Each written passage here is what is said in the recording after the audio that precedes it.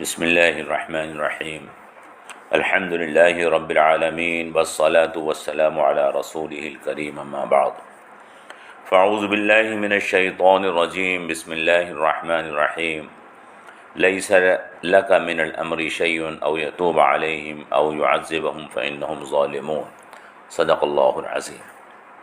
برادران ملت اسلامیہ اور عزیز اسلامی بہنوں، السلام علیکم ورحمۃ اللہ وبرکاتہ۔ آج آپ کی خدمت میں جنگ احد کے تعلق سے ایک بہت اہم اور نازک مسئلہ پیش کر رہا ہوں۔ آپ نے شاید اس کو پہلے نہ سنا ہو یا کسی نے آپ کو پہلے نہ سمجھایا ہو۔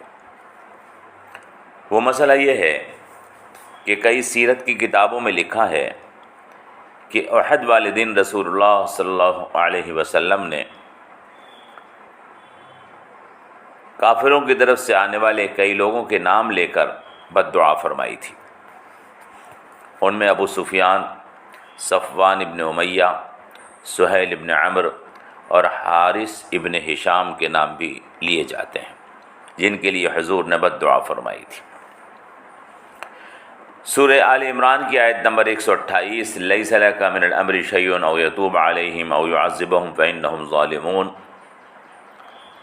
کی تفسیر اور تشریح اور اس کے شان نزول میں بھی کچھ مفسرین نے اس طرح کے واقعات تفسیر کی کتابوں میں بیان کیے ہیں، جن میں ان صحابہ کرام کے نام لیے ہیں جو جنگ احد میں حضور کے مقابلے پر آئے تھے، لیکن بعد میں انہوں نے اسلام قبول کیا۔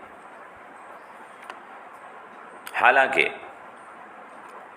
تلاش کے باوجود ہمیں حدیث کی کتابوں میں کوئی صحیح حدیث نہیں ملی جس میں ان صحابہ کا نام لے کر حضور نے بد دعا فرمائی ہو، اس کا ذکر ہو۔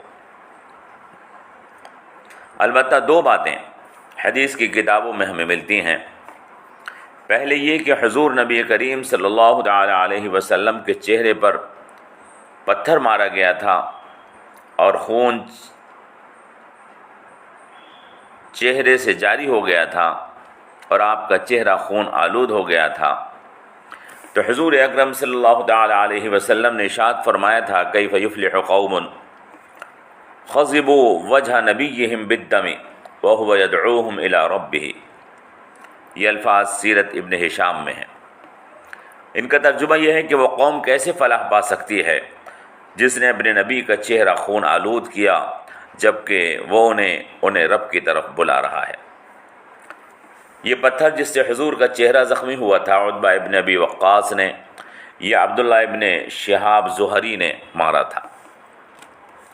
مسلم شریف کے حدیث نمبر 1790 میں حضور اکرم صلی اللہ تعالی علیہ وسلم کے یہ الفاظ ہیں اللہم اغفر لقومی فانہم لا یعلمون۔ اے اللہ میری قوم کو معاف فرما دے کیونکہ وہ جانتے نہیں ہیں۔ برادران ملت اسلامیہ اور عزیز بہنوں، ہم نے طائف کا واقعہ بیان کرتے ہوئے آپ کے سامنے ذکر کیا تھا کہ جب حضور نبی کریم صلی اللہ تعالی علیہ وسلم پر طائف میں پتھر برسائے گئے تھے تو حضور نبی کریم صلی اللہ تعالی علیہ وسلم نے وہاں بھی بد دعا کے الفاظ اپنے منہ سے نہیں نکالے تھے، بلکہ وہاں بھی یہی الفاظ مذکور ہیں کہ اللہم اغفر لی بقومی فانہم لا یعلمون۔ اے اللہ میری قوم کو معاف فرما دے، وہ جانتے نہیں ہیں۔ اور ایک حدیث میں ہے کہ اللہم اہد قومی فانہم لا یعلمون۔ اے اللہ میری قوم کو ہدایت فرما دے، وہ مجھے جانتے نہیں ہیں۔ یہ الفاظ بخاری کتاب المغازی حدیث نمبر 3231 میں مذکور ہیں اور آپ نے غزوہ احد کے موقع پر کہے تھے۔ سیرت ابن ہشام میں یہ الفاظ طائف کے موقع پر کہے جانے کا ذکر ہے۔ جلد نمبر 2 صفحہ نمبر 60 سے 62 پر عربی ایڈیشن میں یہ الفاظ موجود ہیں۔ وہاں سیرت ابن ہشام میں یہ الفاظ بھی ہیں بل ارجو ان یخرج اللہ من اصلابہم من یعبد اللہ وحدہ ولا یشرک بہ شیئا۔ اللہ کے رسول فرماتے ہیں کہ مجھے امید ہے کہ اللہ ان کی اولادوں میں ایسے لوگ پیدا فرمائے گا جو اللہ کی عبادت کریں گے اور اس کے ساتھ کسی کو شریک نہیں کریں گے۔ برادران ملت اسلامیہ، ہماری تلاش اور تحقیق سے جو بات ثابت ہوتی ہے وہ یہ کہ حضور نبی کریم صلی اللہ تعالیٰ علیہ وسلم نے کسی کے لیے بد دعا کے الفاظ بولے، یہ بات کسی صحیح حدیث سے ثابت نہیں، بلکہ بعض سیرت نگاروں نے ایسے حوالوں کے ساتھ نقل کی ہے کہ جو اصل کتاب میں ہم نے تلاش کیا تو وہاں نہیں ملے، اور کئی وہاں کسی شخص کے نام کا تذکرہ نہیں ہے، برخلاف اس کے حدیث کی کتابوں میں صحیح حدیث میں جو الفاظ آتے ہیں ان میں حضور اکرم صلی اللہ تعالیٰ علیہ وسلم نے ان لوگوں کے لیے دعا کے الفاظ بولے ہیں۔ فقہا، علماء نے اور مفسرین نے سورہ توبہ کی آیت نمبر 113 کی تفسیر میں ایک مسئلہ لکھا ہے۔ وہ مسئلہ کیا ہے؟ جب تک کافر کا کفر پر خاتمہ نہ ہو جائے، جب تک کافر کا کفر پر خاتمہ نہ ہو جائے، کافر کے لیے بد دعا نہ کی جائے، بلکہ اس کے لیے دعائے مغفرت کی جائے۔ اللہ تعالیٰ اس کو کفر اور شرک سے توبہ کی توفیق دے دے اور راہ حق کی ہدایت مرحمت فرما دے۔ آیت مبارکہ ہے ما کان للنبی والذین آمنوا ان یستغفروا للمشرکین ولو کانوا اولی قربی من بعد ما تبین لهم انہم اصحاب الجحیم۔ کسی نبی کے لیے اور ایمان والے کے لیے جائز نہیں کہ وہ مشرکین کے لیے استغفار کریں، وہ چاہے ان کے رشتہ دار ہی ہوں، اس بات کے ظاہر ہو جانے کے بعد کہ وہ جہنمی ہیں۔ صحیح بخاری اور صحیح مسلم میں اس آیت کی شان نزول میں یہ بتایا گیا ہے کہ یہ آیت حضور کے چچا ابو طالب کے بارے میں نازل ہوئی، جنہوں نے اسلام اور حضور کا بہت ساتھ دیا تھا۔ اس لیے حضور نبی کریم صلی اللہ تعالیٰ علیہ وسلم ان کے لیے دعائے مغفرت کرنے کا ارادہ فرما رہے تھے۔ ان کے مرنے کے بعد تو حضور کو ان کے لیے دعائے مغفرت کرنے سے منع فرما دیا گیا۔ الغرض آیت کا سیاق صاف بتا رہا ہے کہ زندہ مشرکوں کے لیے دعائے مغفرت کی جائے، ان کو بد دعا نہ دی جائے، اور ان مشرکوں کے لیے کہ جو مر چکے ہیں اور کفر کی حالت میں مرے ہیں، دعا استغفار نہ کی جائے۔ چنانچہ حضور نبی کریم صلی اللہ تعالیٰ علیہ وسلم نے طائف اور احد کے بعد جو الفاظ کہے وہ ان زندہ لوگوں کے لیے تھے جو اس وقت تو ظلم کر رہے تھے، لیکن ان کے لیے توبہ کا دروازہ کھلا ہوا تھا۔ اے اللہ میری قوم کو معاف فرما دے، یہ جانتے نہیں ہیں۔ چنانچہ ان میں سے کئی لوگوں نے بعد میں اسلام قبول کیا ہے۔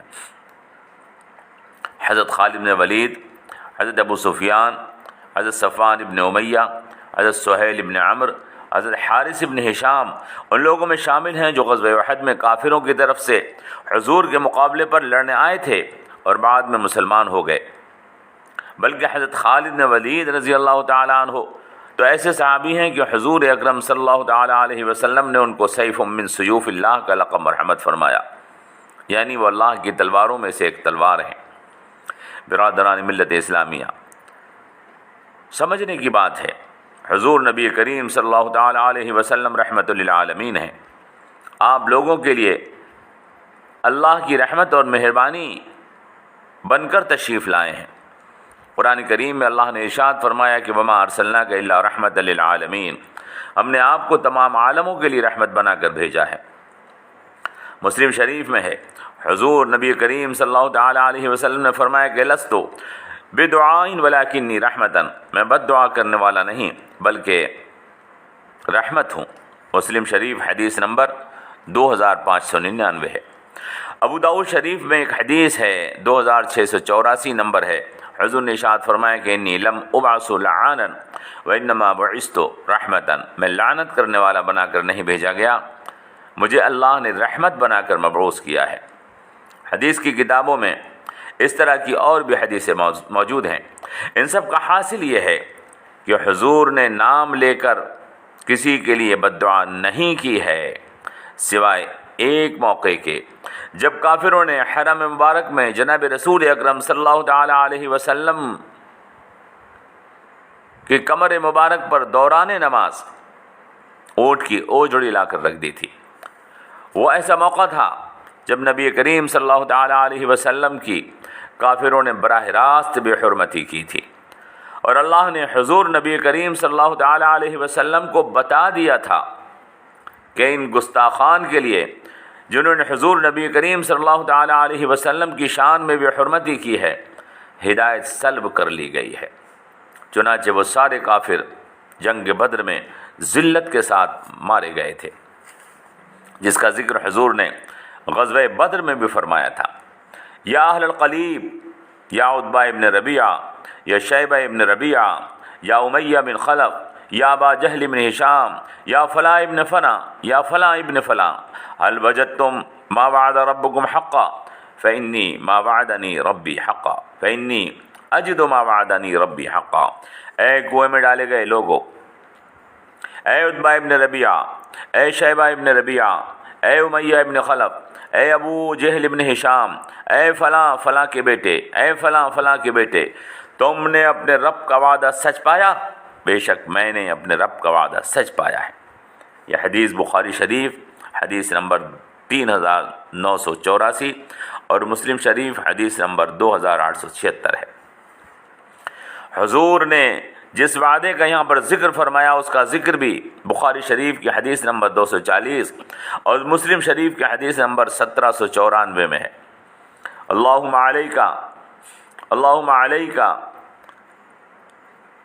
بعمر بن ہشام وعتبہ ابن ربیعہ وشیبہ ابن ربیعہ وولید ابن عتبہ وامیہ ابن خلف وعقبہ ابن معید وعمارہ ابن ولید۔ اے اللہ، اب عمر ابن ہشام، عتبہ ابن ربیعہ، شیبہ ابن ربیعہ، ولید ابن عتبہ، امیہ ابن خلف، عقبہ ابن معید اور عمارہ ابن ولید تیرے سپرد ہیں پروردگار، تو ان کے اوپر اپنا عذاب نازل فرما۔ یہ بد دعا اللہ کے حکم سے تھی اور شان رسالت میں گستاخی کی وجہ سے تھی، اور اس گستاخی کی وجہ سے جنہوں نے رسول اکرم صلی اللہ تعالیٰ علیہ وسلم کی شان میں بے ادبی کی تھی، گستاخی کی تھی، ان کافروں سے ہدایت سلب کر لی گئی تھی۔ اللہ نے یہ بات حضور کو بتا دی تھی، لہذا حضور نے ان کے لیے بد دعا فرمائی تھی۔ برادران ملت اسلامیہ، ہم نے یہ تمام تفصیل اس لیے آپ کی خدمت میں عرض کی کہ آپ کے سامنے 3 باتیں بالکل واضح ہو جائیں۔ نمبر 1، کسی کافر کے لیے نام لے کر بد دعا کرنا جائز نہیں ہے، کسی کافر کے لیے نام لے کر بد دعا کرنا جائز نہیں ہے، الا یہ کہ اس کا ظلم اور کفر واضح ہو، کہ وہ ہدایت کا